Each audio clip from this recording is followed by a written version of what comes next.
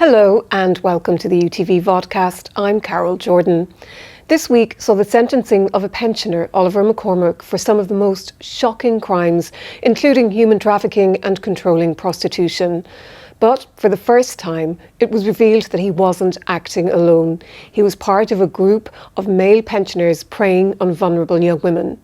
I'm joined by our crime and security correspondent, Sharon O'Neill, who has spent months covering this story.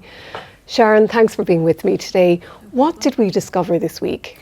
Well, now that this case has concluded, Carol, what we really found out was this was a sex trafficking ring operating in Belfast city centre, just streets away from the iconic City Hall, and it was operating for 7 years. And what we found out was it was local men, most of them pensioners, and it involved local women, young, vulnerable women with mental health issues, drug issues, and these men were preying on them in the most horrific way.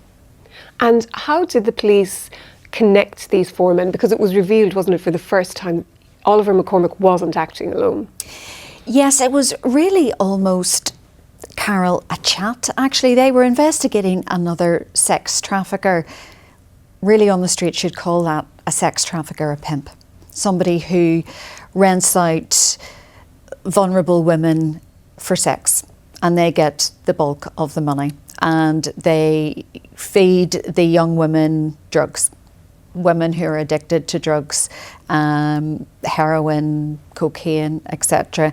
And they were investigating somebody who's well known here as Martin Heaney, and he's a convicted sex trafficker. And the victim was just mentioned this guy, Oliver McCormick. And that's how this started to unravel. And then these four men came into police sites, and Oliver McCormick's 71 years of age. He's the most prolific predator of them all.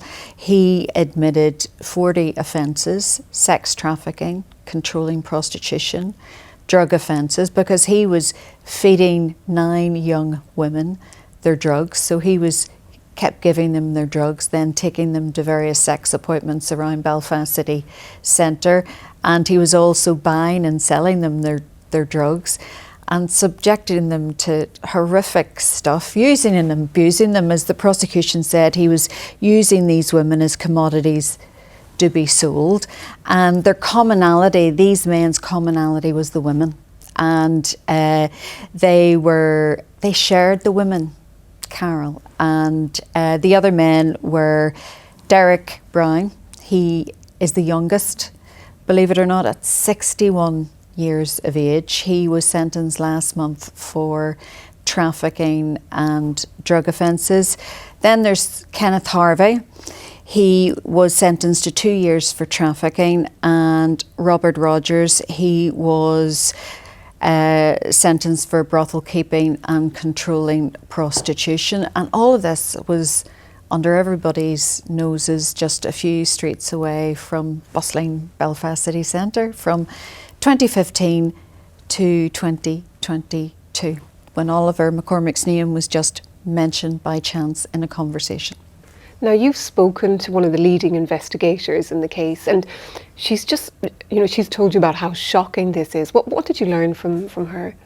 Well, she also spoke about the bravery of the women who came forward and testified as well, Carol, because without their testimony, this wouldn't have come to court. And there is a real wall of silence about this sort of thing.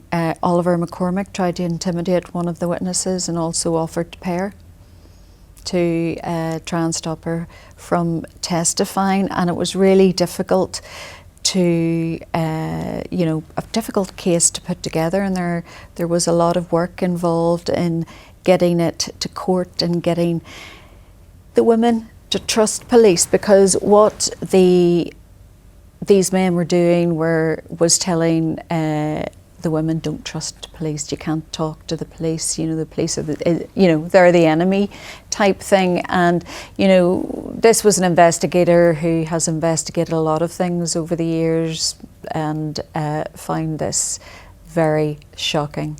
And Northern Ireland, in terms of crime, is always, perhaps because of the Troubles, always about a decade or so behind other cities and towns in the rest of the UK. And we're slowly catching up now. Trafficking, you would have heard of big cases in other parts of the UK.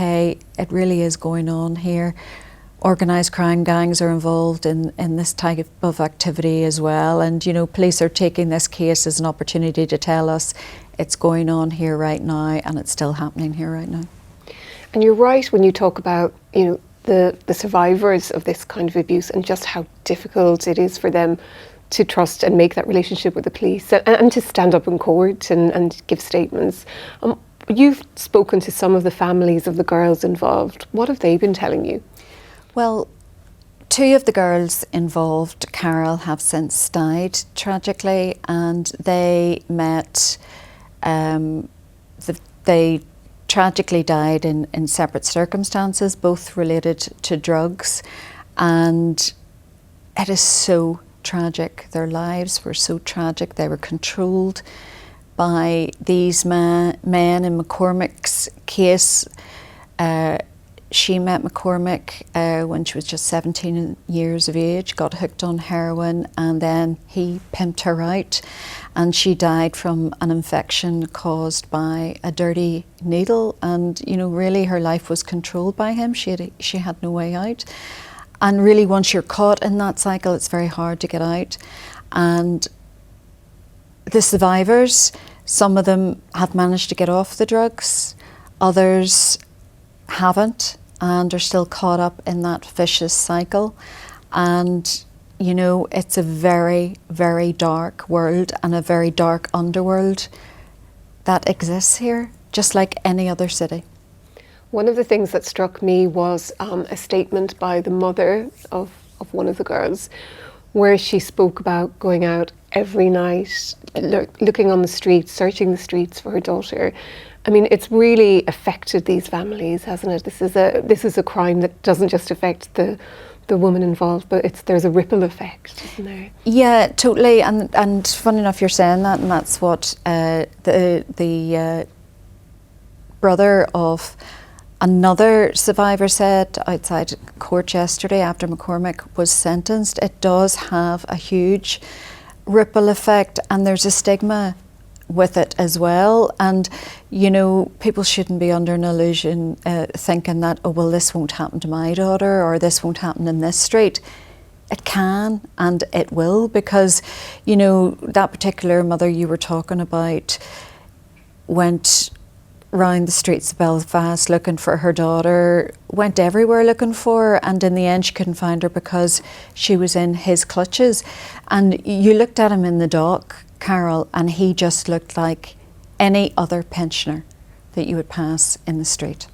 Suit on, tie, you couldn't distinguish who he was, except he was in the dock and he was a self-confessed sex trafficker. It's one of those issues, isn't it? When we think of human trafficking, we don't think that it's happening on the streets around us, in the streets of our cities. It's often associated with being something, that happens abroad or bringing people over borders. But this case has at least got the potential to raise awareness of this issue, doesn't it? It does, and it also kind of busts the stereotype and busts the myth out there that it's people from somewhere else coming in, being the sex trafficker, and which does happen, and people, the victims being from different countries as well. But these are local men, and the victims are local women. So it happens everywhere. It doesn't matter who you are, what you are, and it's going on right now. Do you think the sentencing of Oliver McCormick and his associates sends a message to people who might be involved in this sort of crime?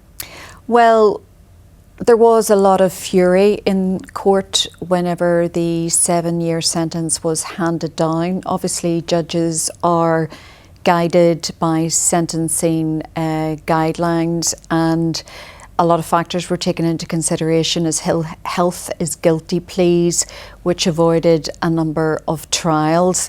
And the Director of Public Prosecutions is at the minute looking at the case to see if there are any avenues to refer it to the Court of Appeal. So that is really open to others to debate, but it has caused a lot of outrage, and there were angry scenes in court from victims. There were 2 victims online on what is known as the site link, and they were in tears as the sentence was passed. He will be out before Christmas in November, and there were very angry scenes indeed as he was taken back down into the cells. And as one mother put it to me yesterday, he's got an early Christmas present. I always ask our reporters and correspondents this, but this is a really difficult story. You know, lots of horrific detail, terrible for everyone involved. But as a journalist covering it, how do you go to bed and forget those details at night, I suppose, for want of a better question? Well, I suppose, Carl, you leave a lot of the detail out because there's the detail's so graphic, and whenever you speak to, I know the mothers of the 2 young women who have died, and they are absolutely lovely, lovely women, and you know, what they've been through as mothers is just awful, and they have campaigned and they have fought tooth and nail for their daughters, for their memory, for their legacy. And what their daughters have been through is just absolutely horrific, and you wouldn't wish it on anybody. And you see the young women in court, and they have been through the mill, and you know, some are still struggling. And you know, you'd love to do something more than just do a story, you know, and you can only do your best, and it's hard, you know. You do go to bed at night thinking about it and dreaming about it, you know, in a sense, but and you wish you could do much more, but I suppose you can only do the story, and you hope that by raising awareness, at least it'll help expose these people, and seeing their faces, at least we could show their faces this time, which was good. So not only are they named, but you can actually see their faces this time, and hopefully that will give the families some comfort. Okay, well, thanks for joining me today, Sharon. I know this is something that you've been working on for a really long time. No problem. Well, that's it from this edition of the UTV Vodcast. Thanks for listening. Don't forget to subscribe and share, and you can also find us on ITVX at any time. Just search UTV News. We're going to play out now with Sharon's interview with Detective Inspector Rachel Miskelly, who helped lead the investigation into Oliver McCormack, where she outlines the complexities of this shocking case. See you soon. It is the prime example of something happening in plain sight. If you ask somebody what is human trafficking, they're probably going to say, oh, it's people coming in from other countries and being exploited here, made to work in brothels. It's not. I think it will really shock people that these are older local men targeting young, vulnerable women right under our noses in Belfast. Oliver McCormack, if I could think of 3 words to describe him, would be manipulative, arrogant, and a predator. Once he got their trust, he controlled them and sexually exploited them. And I think what struck me was he literally used one victim as an introduction to her friend, the next victim, and this was a cycle. So I don't think he'd any intention of stopping. What was McCormack like during police interview? No remorse, not one bit. I would nearly go as far to say he's seen himself as a victim. He was like, I tried to help these girls. I'm an old fool. There's one thing that really struck me when we were interviewing one of the young women, and she said to me, McCormack played God. And I think that just says it all. Is it the worst case you've ever dealt with? Don't get me wrong, all exploitation is horrific, but in terms of the violence, the manipulation, yes, I would say it is. It was horrifying. This case in particular really struck a chord with me and my team. The fact that there were older local men who knew these girls were vulnerable, it's just manipulative, it's just horrific. How brave have these victims been? Oh, goodness, honestly, they should be so proud. Something like this could be going on right now on our streets. Yes, without a doubt.